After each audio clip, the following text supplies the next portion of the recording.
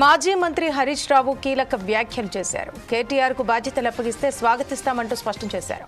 BRS లో ఎలాంటి విభేదాలు లేవని తేల్చి చెప్పారు. తను కేసీఆర్ కు క్రమశిక్షణ కలిగిన కార్యకర్త అని పేర్కొన్నారు.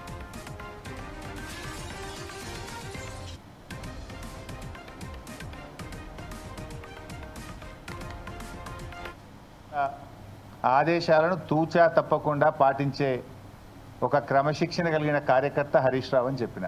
ఇది బహుశా వందల సభల్లో చెప్పిన, టీవీ డిస్కషన్స్లో చెప్పిన, ప్రెస్ మీట్లలో చెప్పిన, చిట్ చాట్లో చెప్పిన, అనేక సందర్భాల్లో కూడా చెప్పిన.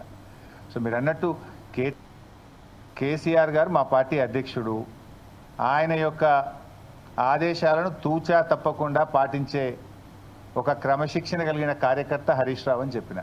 ఇది బహుశా వందల సభల్లో చెప్పిన, టీవీ డిస్కషన్స్లో చెప్పిన, ప్రెస్ మీట్లలో చెప్పిన, చిట్ చాట్లో చెప్పిన, అనేక సందర్భాల్లో కూడా చెప్పిన.